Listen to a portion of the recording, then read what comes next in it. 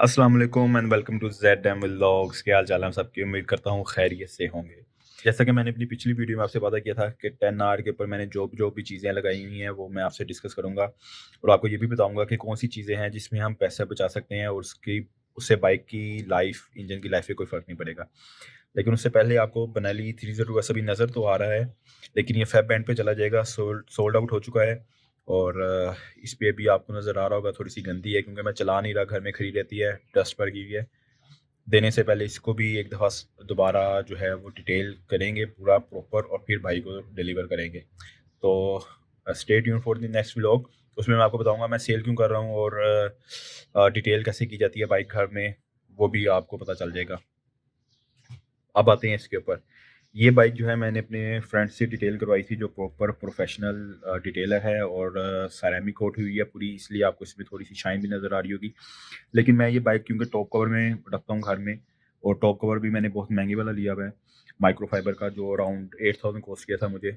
उससे पहले जो नॉर्मल इसका टॉप कवर था उसी वजह से इस पे हल्के-हल्के से कहीं न कहीं स्क्रैचेज़ आ गए हैं, पर क्योंकि ये सेरेमिक कोट है, तो स्क्रैचेज़ भी सेरेमिक कोट के ऊपर हैं। ये दोबारा सेरेमिक कोट होगी तो वो भी निकल जाएँगे। अच्छा, बात कर लेते हैं मोड्स की। सबसे पहले इसके अंदर जो बाहरी वाले चीज़ें हैं उसकी डिस्कशन कर लेते हैं। फ्रंट आपको नज़र आ रहा है तो फ्रंट एंड से स्टार्ट कर लेते हैं। यहाँ पे आपको ये जो नज़र आ रहे हैं यहाँ पे ना रिफ्लेक्टर लगा होता है, ऑरेंज कलर का, जो बहुत बुरा लगता है। तो मैंने अली एक्सप्रेस से ये अ, आप समझ लें कि फेंडर स्लाइडर बोल लें इसको या रिफ्लेक्टर इल्यूमिनेटर बोल लें या खूबसूरती में चार चाँद बोल लें। तो मैंने ये मँगवा के लगा लिया। इससे ये होता ये है कि रिफ्लेक्टर एक तो बड़ा बोरिंग सा होता है, वो उतर जाता है और ये आपका एक तरह का फेंडर स्लाइडर इससे भी बन जाता है छोटा-सा। और फ्रंट पे ये जो आपको नज़र आ रही है बेल्ट सी, हाँ जी, ये बकरा नहीं है जिसको मैंने बाँधा हुआ है। ये शेर है, शेर जिसको बाँधा हुआ है इसको कंट्रोल करने के लिए। ये बेसिकली डाउन फ़ोर्स के लिए होती है, अगर आप अपनी शौक से यानी कि इधर से बाइक डाउन नहीं करवाना चाहते, तो होता ये है कि आप ये ब्रॉक्स परफ़ॉर्मेंस की ये बेल्ट मिलती है, आप ये डाल लेते हैं और अपनी मर्ज़ी से जब चाहे इस बेल्ट को खींचते हैं, तो बाइक जो है फ्रंट से डाउन हो जाती है। फिर आप इसको रिलीज़ करते हैं तो बाइक वापस अपनी ओरिजिनल स्टेट में आ जाती है।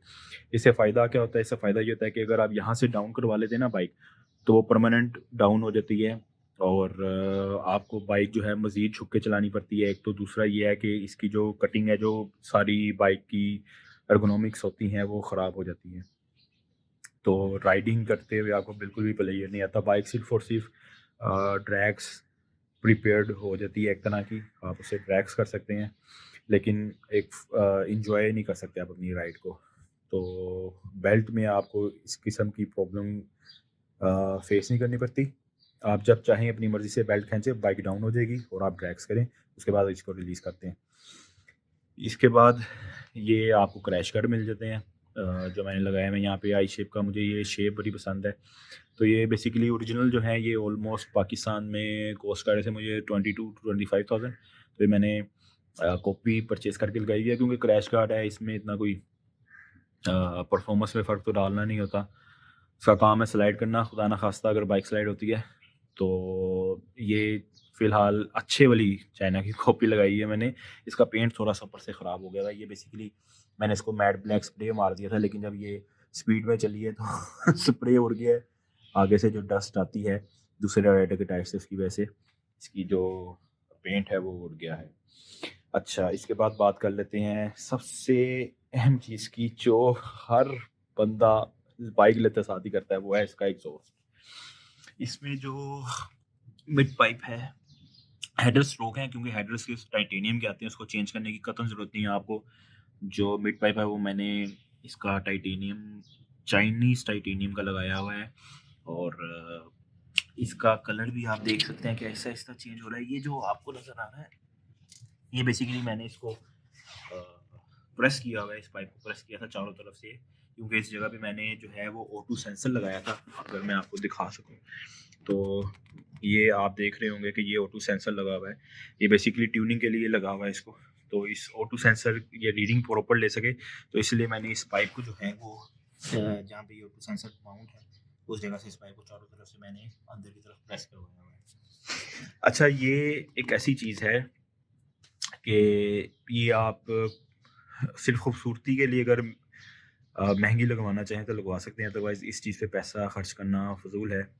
ये मिड पाइप अगर मैं मंगवाता प्योर टाइटेनियम का, तो ये मुझे कॉस्ट करता अराउंड 85,000, लेकिन ये जो आप देख रहे हैं ये 25,000 कॉस्ट किया था। चाइनीज़ टाइटेनियम है, इसमें टाइटेनियम और एल्यूमीनियम की थोड़ी-सी मिक्सिंग होती है, तो इसलिए इसका कलर जो है बड़े आराम-आराम से ब्लू होता है, एकदम ब्लू नहीं होगा, बहुत आराम-आराम से होता है। ये बाइक अभी ऑलमोस्ट इस पाइप के ऊपर जो है 1000 किलोमीटर या 1200 किलोमीटर चल चुकी है, फिर भी बड़े आराम-आराम से इसका कलर चेंज हो रहा है।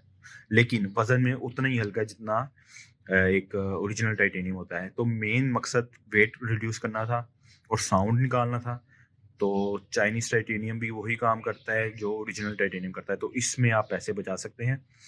इसके अलावा जो एग्ज़ॉस्ट है ये मैंने यूज़ में परचेज़ किया था, है तो ओरिजिनल एक्रोपोविक, लेकिन ये यहाँ से थोड़ा-सा क्रैक था, तो मैंने इसको कार्बन फाइबर की एक शीट लगा के रिपेयर किया हुआ है यहाँ से। लेकिन ओरिजिनल है, तो साउंड इसका बहुत ही आपको अमेज़िंग आता है।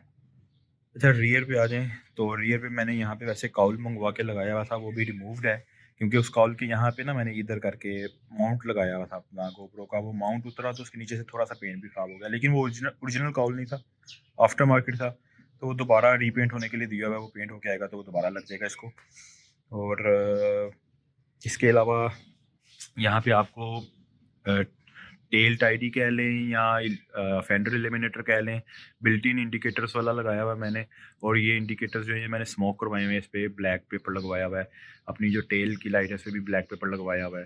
तो रियर पे इसकी ये 2 मॉडिफिकेशन आ जाती है। नीचे की तरफ आएँ तो स्पूल्स लगे हुए हैं इसको, और ये पिन, ये बहुत काम की पिन है, लाइफ सेविंग पिन है, क्योंकि अगर आपका ये बोल्ट ठीक तरह टाइट नहीं है तो ये पिन इसको खुलने नहीं देती। तो ये 4-500 की मैंने दर्जन पिन्स मंगवा ली थी अली एक्सप्रेस से, और ये मैंने डाल के रखी हुई है। अच्छा, फ्रंट एंड तो मैंने आपको बता दिया कि डाउन है। रियर पे भी मैंने ये एडजस्टेबल लगाया हुआ है। अगर आप देख सकें, ये जो ब्लैक सा आपको लंबा सा स्क्रू सा नज़र आ रहा है, ये बेसिकली इसका रियर शॉक जो है उसका एडजस्टर है। ये आफ्टर मार्केट लगाया हुआ है मैंने, और ये बाइक को जो है, इसकी जो ये टेल सेक्शन है, इसको अप डाउन कर सकता है, इसकी हाइट को डाउन कर सकता है, अप कर सकता है। वो आप, इसका नट होता है यहाँ पे एक, आप अगर आप देख सकें तो एक नट ये ऊपर लगा हुआ है और एक ये इसके नीचे लगा हुआ है। तो इन दोनों को जब आप एडजस्ट करते हैं तो ये बाइक अप एंड डाउन होती है रियर से, तो रियर पे भी आप इस बाइक को जो है एडजस्ट कर सकते हैं। अच्छा, एक बात मैं यहाँ पे आपको बता दूँ, जिस भी बाइक में आप रियर जो है बाइक का डाउन करते हैं, उस बाइक की जो किक स्टैंड है ना, वो भी आपको एडजस्टेबल मंगवाना पड़ता है, क्योंकि जैसे-जैसे बाइक आप लो करते जाएँगे, आपका बाइक जो है वो फिर स्टैंड पे लगती नहीं है। बाइक जब नीचे होती है ना, तो फिर बाइक यूँ सीधी हो जाती है, स्टैंड पे झुक के नहीं लगती। तो एडजस्टेबल किक स्टैंड भी मंगवाया हुआ है मैंने, वो भी इसको लगा हुआ है। ये इस किक स्टैंड की हाइट कम ज़्यादा हो जाती है। तो रियर जब भी आप मंगवाएँ एडजस्टेबल, इसके साथ आपने अपना किक स्टैंड भी एडजस्टेबल मंगवाना है। एक चीज़ जो मैं आपको बताना भूल गया, वो ये है कि इसके जो इंजन की जो ऊपर जो है जीबी रेसिंग के मैंने प्रोटेक्ट वो लगाए हुए हैं, कवर कह लें, स्लाइडर्स कह लें, क्रैश गार्ड कह लें, तो एक यहाँ पे भी लगा है। इसका भी पड़ा हुआ है मेरे पास, लेकिन मैंने लगाया नहीं, क्योंकि ये फेयरिंग जो है उसको लग रही थी, तो मैंने फिर बस एक ये लगाया और एक दूसरी तरफ लगाया है।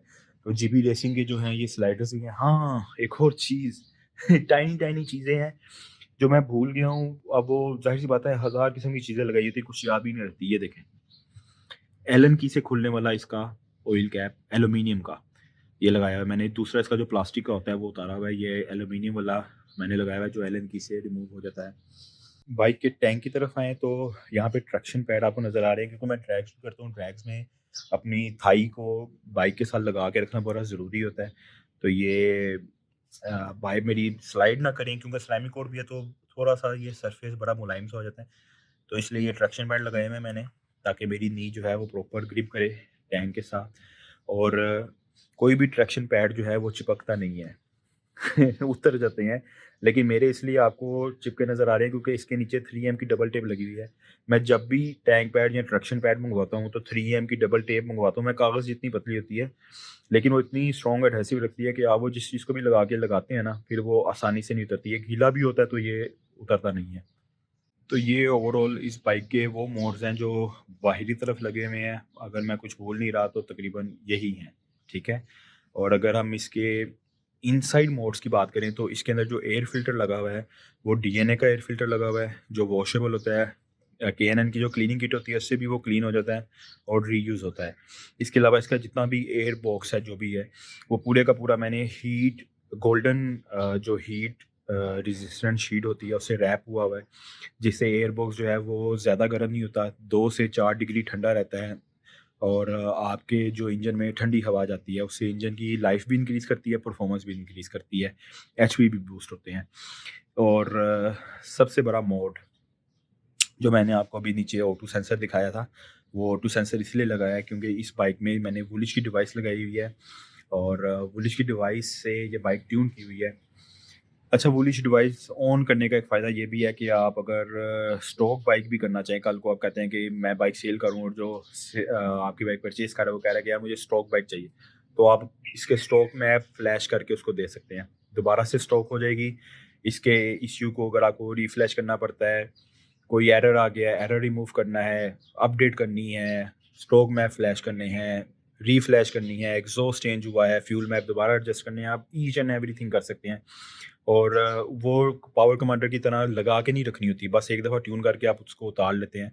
अगर आप लगी भी छोड़ दें, तो उससे भी कोई फ़र्क नहीं पड़ता, वो डाटा कलेक्ट करती रहती है आपका। लेकिन वो डायरेक्ट इसी को फ्लैश करती है, तो वो आप एक दफ़ा फ्लैश करके उस डिवाइस को उतार सकते हैं। तो ये उसका बेनिफिट है और बाइक जो है वो ट्यून्ड है और क्रिस मोड से मैंने रिमोट ट्यूनिंग करवाई हुई है इस बाइक की। तो क्रिस मोड की ट्यूनिंग के बाद ये बाइक बहुत ज़्यादा पावरफुल हो चुकी है क्योंकि बाइक के फ्यूल मैप्स के अलावा इसके अंदर बहुत बहुत सारे मैप्स होते हैं जिसमें इग्निशन टाइमिंग होती है और इसके अलावा टन्स ऑफ मैप होते हैं, फ्यूल ट्रिम होता है, फ्यूल के जो इंजेक्टर्स होते हैं अप और डाउन उसकी एडजस्टमेंट्स होती है, वो सब क्रिस मोड ने की हुई है। तो ये बाइक फुली ट्यून्ड है बाय क्रिस मोर। तो ये ओवरऑल इस बाइक की मॉडिफ़िकेशंस हैं जो मैंने की हुई हैं। कुछ चीज़ें जो हैं वो आपको लगेगा जैसे कॉस्मेटिक हैं, बट मुझे अच्छी लगी तो मैंने मँगवा ली, लगा ली। और कुछ जो हैं जिससे इसकी परफ़ॉर्मेंस इंक्रीज़ हुई है, वो ज़ाहिर-सी बात है कि वो तो मस्ट हैव मोड्स हैं क्योंकि अगर आपने 1000 सीसी बाइक रखा हुआ है और कावासाकी रखा हुआ है और वो ट्यून ना हो तो वो मज़ा नहीं देता। तो ये था आज का व्लॉग, उम्मीद है आपको पसंद आया होगा। मुझे दुआ में याद रखिएगा, अपना बहुत सारा ख़्याल रखिएगा। मिलेंगे आपसे नेक्स्ट वीडियो में, तब तक के लिए अल्लाह हाफ़िज़।